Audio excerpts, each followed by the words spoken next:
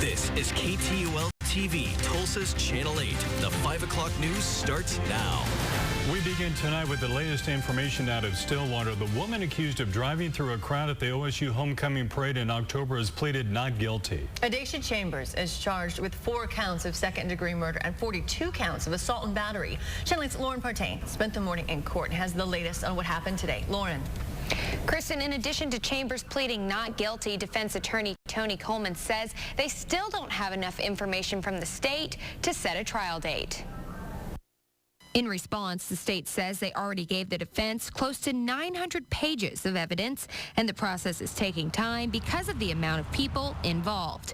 Both sides say they want to have the trial by the end of this year, but the state requested for it to not take place around the same time as the accident, which is October 24th. The state and defense expect the trial to last at minimum a couple of weeks, especially with the amount of witnesses and time to reconstruct the accident. The judge also set a court date for next Friday for the defense to discuss the scheduling of funds for expert witnesses to use in the trial at the state's expense. Chambers' pretrial date is set for June 1st at 9 a.m. The judge says a pretrial is when both sides will discuss further scheduling and set a date for when the state needs to share all of their evidence. Live in the newsroom, Lauren Partain, Tulsa's Channel 8. Thank you, Lauren. In Texas today, a gunman is dead after opening fire at his former workplace. Police say the shots were fired at a transportation company near Katy, Texas, shortly before 9 this morning. The Harris County Sheriff's Office says a former employee shot and killed a coworker before pulling the trigger on himself. One other employee was taken to the hospital with an injury. According to officials, the shooter's motive was clear. Apparently, he became very disgruntled because his payments had ceased after that period of termination.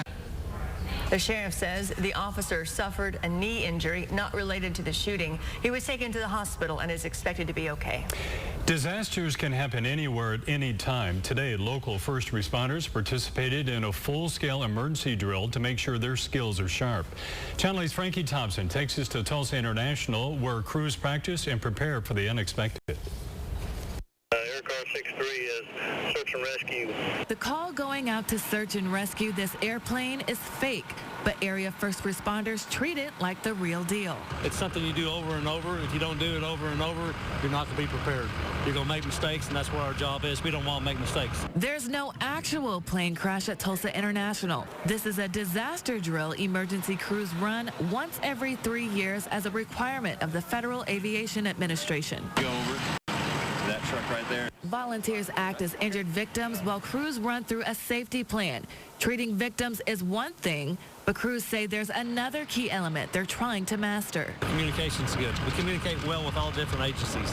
That's our main thing. It's called a unified command. There's radio communication. There's communication that takes place at the incident command, at the Airport Emergency Operations Center, and just making sure everybody's talking and everybody is aware of what resources are available to them. Airport officials say there hasn't been an emergency of this magnitude, but just in case the unexpected were to crash down at TIA, first responders say they want to be ready. A lot of times, DFW, they will close down their airport due to weather, and we'll have flights that are diverted and land here. There's always potential that something could happen. And, you know, with Oklahoma weather, anything is possible. Frankie Thompson, Tulsa's Channel 8.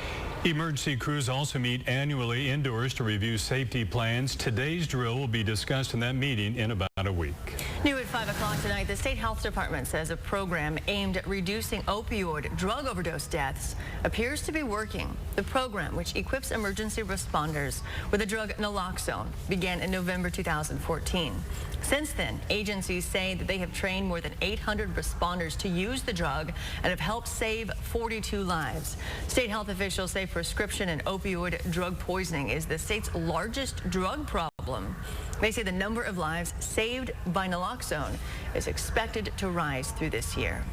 Also new at 5 o'clock, 2 schools were locked down earlier today while police searched for a suspect wanted for fraud. Rogers High School and Rogers High School were placed on a modified lockdown around 10 this morning while police searched for a suspect at a nearby home. The lockdown was lifted about an hour later. Now, your first forecast in the Oklahoma Ford Storm Center. Another gorgeous May day here in eastern Oklahoma on this May 4th as we see clear skies, not a cloud in the sky across the metro region. It is gorgeous. Temperatures rather uniform in the upper 70s with a little bit of a breeze. North winds about 5 to 15 with gusts up to 15 to 20 miles per hour. It is still just a beautiful day. This evening is going to be gorgeous as well. A little cool tonight, but then some changes occur by the weekend. We're going to tell you about that and detail that for you with your 8-day forecast in just a few. Thank you, Mike. City crews continue to make progress on removing debris from last week's storms. Crews are back out today collecting green waste from the areas hit by those storms, which include Brookside and West Tulsa. Green waste consists of anything organic, such as tree branches and leaves. Mayor Dewey Bartlett says that he's seen major progress in the cleanup efforts, but there's still work to be done, and one of those ways is educating the community about scammers. Things are being rebuilt pretty well, but we still see a few instances of people saying they're contractors and demanding money up front, and they're not contractors. And they get the money and they leave. That's called fraud. It's called stealing. Mayor Bartlett says for those residents who are still in need of debris pickup, crews will be out through Friday. You can also call the city to request a bulk waste pickup. The $10 fee will be waived through May 27th for those living in the affected areas. Continuing to look now into the state budget crisis, schools are now dealing with cuts and handing out assignments for next year. Tulsa Public Schools expects to cut 142 teaching jobs. Channel 8's Kim Jackson says it trickles down to every school. Kim. Well, Kristin, here's Burroughs Elementary right behind me. This school started the year off with about 330 students, and right now they have about 12 students to every one teacher, but that's a number that could change. Tulsa Public Schools losing 142 teaching positions could mean some classes are more crowded than others. For instance, some elementary classes could go from 24 students to 32. The Tulsa Classroom Teachers Association says that increase is a third more students, more work, and more stress. Teachers and classroom support workers could have bigger classes, or they could be even moved to other schools, shuffling to fill positions. Jonathan Townsend says he's not sure if he will be at Burroughs next year as the technology teacher. Right now, no one is for certain about where they're going to be next year because of the lack of funds right now, and it's really tough when you have to hear that there's not a lot of funding for something that has to be done. Our kids have to be educated. The teachers union expects principals to start talking to their teachers about possible transfers on Monday. Live in North Tulsa, Kim Jackson, Tulsa's Channel 8. Thank you, Kim. Airfares should be lower this summer, but you still need to take the right steps to save money on a family vacation. Channel 8's Charles Ely talked with travel experts about getting the most for your money. Charles. Yeah, Kristin, in today's deregulated airline business, we're at the mercy of a system created by the airlines, and that system is constantly evolving. One of the keys right now is to book as early as possible. Don't wait until just a couple of weeks out. Bottom line is it doesn't matter which day of the week you make your reservation. The key is which day you fly from Tulsa International Airport. Don't try to travel on the peak days. Don't Saturday, Sunday, even really Friday, Saturday, Sundays. Everybody wants to leave on the weekend. Everybody wants to come home. And then Sunday night flights out of Orlando, any tourist destination, they're gone. So plan early and be flexible. If you're traveling as a family, try booking a couple of seats at a time rather than 4 or 5 at once. Also, take a look at traveling out of the Dallas area. It is now by far the cheapest option in this part of the country. Being a hub city, there's a lot of competition going in and out. The airlines are very focused on trying to get travelers to fly in and out of their hub cities. So that methodology drives pricing. And so that'll keep prices really low. Obviously, there are issues with going to Dallas, like the travel, hotel, and parking prices, which are higher. Also, you should note that other regional airports like Oklahoma City, Kansas City, and Wichita, their prices are pretty much in line with Tulsa. Live at Tulsa International, Charles Ely, Tulsa's Channel 8. Thank you, Charles. Are you still hunting for that perfect gift for your mom? Channel 8 wants to help you out. You could win a professional DSLR camera from Bedford Camera just by submitting pictures of your mom to KTUL.com. We'll be showcasing the photos every morning on Good Morning Oklahoma. Still to come in just under 24 hours, there are some major political shakeups following Indiana's primary. We'll have the latest latest on the campaign trail is not one, but two Republicans call it quits.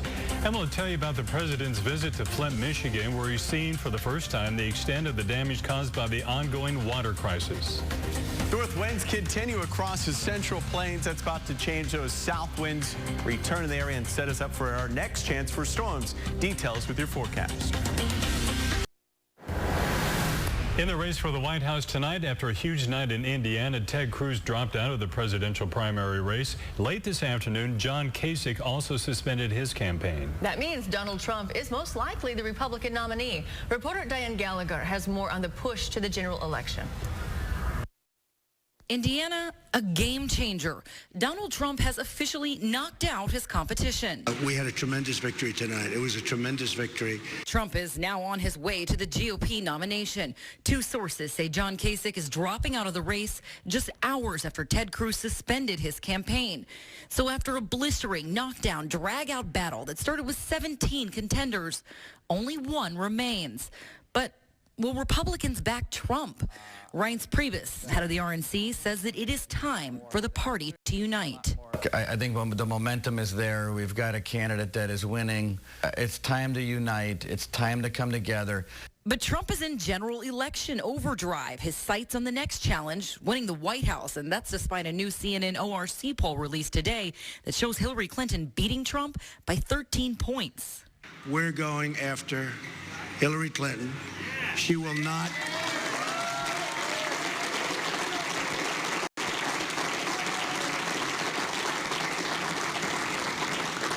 She will not be a great president. She will not be a good president. She will be a poor president. Trump's campaign says it will be coordinating with the RNC, ramping up battleground state plans and deliberating and vetting potential running mates. In Indianapolis, I'm Diane Gallagher. But Cruz and Kasich announcing their campaign suspensions in less than 24 hours. So we're now looking ahead to the GOP convention. We spoke with TU political sciences professor John Hindman as the news broke of Kasich's campaign announcement, and he says it's a relief that it won't be a head-to-head challenge at the convention. More or less exactly how it used to be in the 1920s when they couldn't come up with a decision, and it was a really intense process involving a lot of sort of back channeling and a lot of sort of backroom deals and so forth. Smoke-filled rooms sort of is the cliche that's often used. It would become a lot like that. The convention will be held in Cleveland from July 18th to the 21st. President Obama arrives in Flint, Michigan earlier today to discuss the water crisis affecting that city. 2 years ago, Michigan decided to save money by switching the city's water supply to the Flint River. Old lead pipes contaminated the drinking water, making people sick. Amid the ongoing investigation, this will be the first time the president will get to see the extent of the damage firsthand. It's important not only that we are helping the city plan over the long term, but I think it's also important for me to shine a spotlight on the fact that Flint, although extreme, is not unique. The president will be meeting with Flint Mayor Karen Weaver, Michigan Governor Rick Snyder, and federal officials investigating the water crisis. Now, your forecast and the Oklahoma Ford Storm Center. And all across the state of Oklahoma on this wonderful Wednesday, temperatures have been beautiful in the mid to upper 70s, some lower 80s as you head down to southwestern portions of Oklahoma. And over the next couple of days, this warmer air to the southwest is going to continue to push to the north and move back in here into eastern Oklahoma. But right now in the metro region, we have clear blue skies. What a gorgeous day. It's been 77 degrees. Winds are a little breezy. North wind sustained at 18 miles per hour as dry air continues to move in. Seeing dew points in early May in the upper 30s. That's astonishing because typically it should be in the 50s and 60s, not the upper 30s. And that just goes to show you how dry that air that has moved into the region is. And as we look through the rest of the evening, great evening. Temperatures in the mid 70s by 7 o'clock, by 9, only in the upper 60s. Now with dry air, winds letting up tonight, become rather light overnight tonight. That's going to allow the heat to escape into the atmosphere, and temperatures will drop off quite nicely. So tomorrow morning, chilly start to our day, upper 40s, but you can already see a quick jump in temperature. I don't know if you felt that the past couple of mornings where it starts off chilly, then by 9 to 10 a.m. that May sun makes it feel quite nice and mild. All right, right now we still have our north winds quite breezy across the area. No rain here in northeast Oklahoma. Our eyes are already out to the west, looking out to the west of us as we track yet another storm system heading our way. This is our next rainmaker and potentially severe weather maker as well. So this is going to continue to move east. It's going to be able to pump in a lot of Gulf moisture back in the central United States and bring us a chance for storms in our area. And again, very dry right now, but that low pressure system nears, the moisture does move back in. Sunday, there is severe weather risk out in western and central Oklahoma. Slight risk that it could make, or at least a low chance it could make our way Sunday night. Monday looks to be the bigger day for eastern Oklahoma with a slight risk for severe storms and then potentially a few more storms on Wednesday. You can see other area temperatures right now. Veneta at 73, Pryor in the mid 70s, down McAllister nice and warm at 81 degrees. And Okima at 78. Through the remainder of the night, we do expect clear skies. It will be cool. Winds will be light, and here's your morning low, 47. So as you start your day, it will be chilly, but it will also be clear as well. By afternoon, we do expect plenty of sunshine, another gorgeous day. Winds are going to be lighter tomorrow than what we experienced today, but they'll be out of the south. So it's going to feel a little warmer tomorrow. Upper 70s, again, with a lot of sunshine and just a picture-perfect day. All right, by Friday morning, that high-pressure system begins to move east of there, and that's going to allow south winds to return. 52 Friday morning. By Friday afternoon, temperatures a little warmer, lower 80s. And as you see out west, the energy from that low pressure system is going to begin to impact western Oklahoma by Saturday and especially by Sunday as we see our chances for storms return. For the next 3 days, dry and warming. Mid-80s on Saturday. 83 on Sunday as moisture moves back in. That means increasing clouds across the area as well. And then Sunday, slight chance for storms. Good chance rainstorms on Monday. And a few of those could be severe. A few more storms next Wednesday. That is more typical of May than what we're dealing with right now. Busy, busy, busy, but I love this weather. Me too. I think all of us in the weather department are like, ah. Yes, thank you. Relax. Big 12 has 10 teams. Should it have 2 more? Well, earlier this week, Commissioner Bob Bowlesby said if they expanded to 12 teams, it would be a 4 to 5% better probability that they would make the college football playoff. Well, Navigate Research, it's a Chicago-based firm which studies analytics. According to them, adding 2 more Big 12 teams would improve the league's chances of reaching the college football playoff by 10 to 15%. Bowlesby was referring to just adding a conference championship game. Now, this information is being presented to all the Big 12's athletic directors and head football coaches today. While several schools are openly lobbying for a spot in the Big 12, it won't be discussed until the school's ADs meet at the end of May. College hoops, ORU sophomore forward DeQuan Jeffries is reportedly set to transfer at the end of the school year. Jeffries played in all but 2 games in his freshman year, averaging close to 7 points a game along with 4 rebounds. Golden Eagles went 14-17 this past season. The Thunder don't play again until Friday, which gives us more time to rehash the craziest 13.5 seconds you'll see in a playoff game. Today, center Steven Adams was asked about the fan who grabbed his arm after he went into the crowd during that final play. Once I landed in the crowd, it was just like I just seen a bunch of lads, and they were just like, you know, they were drunk and being passionate fans. And yeah, and I just thought it was one of them, so that's why I got a bit mad. Apparently it was a woman that was grabbing his arm and pulling him back as he was trying to go in after missing a block shot on Patty Mills. Yeah. Shame on her. Yeah, he thought it was a bunch of lads. Thank you, John. All right. Still to come, do you remember the notorious llamas on the loose last year in Arizona? Turns out there's more llama drama. We'll tell you how long it took deputies to capture an escapee in Colorado after the break.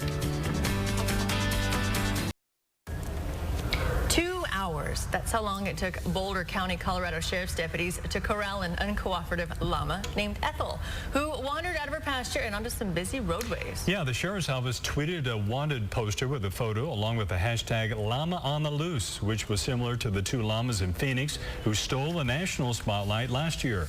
Ethel is now back in her own pasture thanks to some helpful citizens. Llama drama. I like that. Baby llama drama. Yeah, hey. You stole my line. I was just waiting for it. Give you all the credit.